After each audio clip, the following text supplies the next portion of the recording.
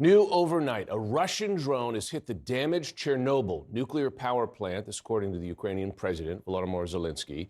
The video shows the very moment, look at that flash, the drone hit. Radiation background limits have remained normal. The Ukrainian military claims Russia fired 133 drones at Ukraine overnight. This comes as President Trump says the Russian President Vladimir Putin is ready for peace talks. Zelensky tweeted overnight that these attacks show, quote, Putin is definitely not preparing for negotiations. He's preparing to continue deceiving the world. Mixed messages from the White House over how to end Russia's war in Ukraine. In fact, what the U.S. position is. Vice President J.D. Vance told the Wall Street Journal the U.S. could hit Russia with sanctions, even send U.S. forces to Ukraine if Putin fails to negotiate in good faith. Quote, there are economic tools of leverage. There are, of course, military tools of leverage. Today, the vice president is meeting with the Ukrainian president on the sidelines of the Munich Security Conference. This comes as President Trump is refusing to even acknowledge that Russia invaded Ukraine and is to blame for this war. Instead, he has placed the blame squarely on former President Biden and Ukraine's ambitions to join NATO. Now, Russia's taken over a pretty big chunk of territory, and they also have said from day one, long before President Putin, they've said they cannot have Ukraine be in NATO. They said that very strongly. I actually think that that was the thing that caused the start of the war, and Biden said it, and Zelensky said it, and I think that was one of the reasons, one of the starts of the war. Joining us now, Democratic Congressman Jason Crow, who is live from the Munich Security Conference. Congressman, thanks so much for taking the time this morning. Thanks, Jim. Appreciate it. What's your reaction when you see President Trump echo what are Kremlin talking points, Kremlin's false justification for invading Ukraine? Is that something an American president should be doing? And does that, in your view, show weakness? Well, clearly it's not something that an American president should be doing, and it's not something that anybody who actually understands the threats that America and our allies face and the type of person that Vladimir Putin is. Right? If President Trump thinks that he can tough talk his way or chest pound his way to some type of deal, he is clearly mistaken. If we have learned anything about Vladimir Putin over the last couple of decades, is that he understands only strength. And one of our greatest strengths right now is our alliances and our partnership network. So the maligning of our partners, the bullying of our partners that we see in Europe and other places actually undermines our position and makes us less safe and less weak and makes us go into a bargaining position in a worse position than we would otherwise be. Do you understand what the Trump administration's position actually is on negotiations? Because you get quite conflicting messages.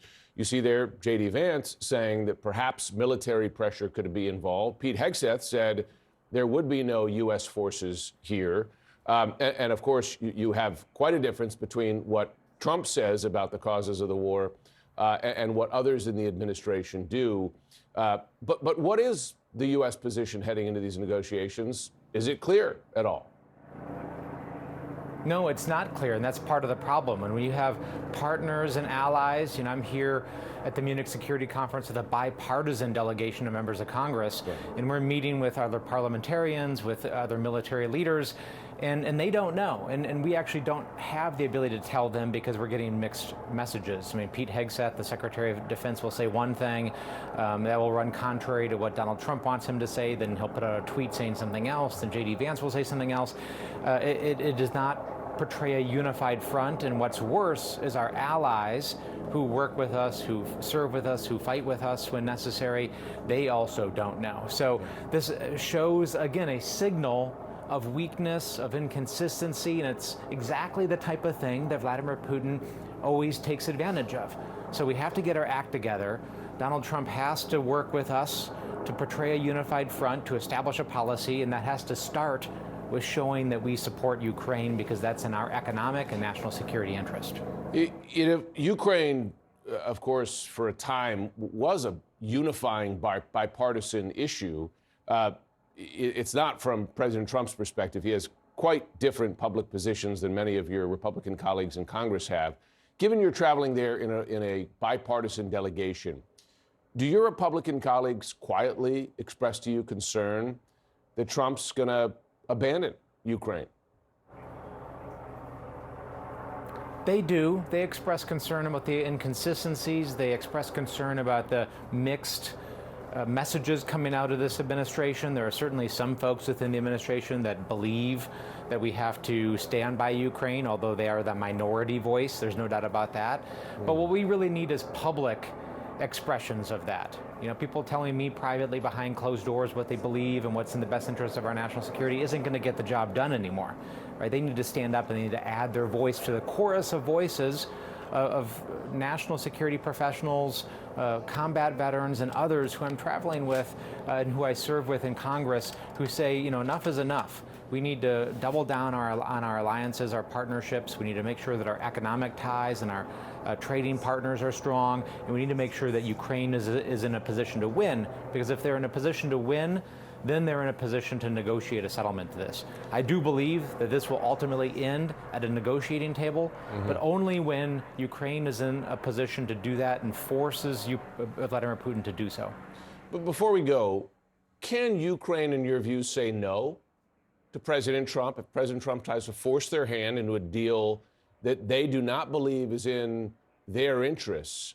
Can they say no, and would they get backing from America's European allies to do so if NATO allies believe an agreement is not in Ukraine's interest or in Europe's interests?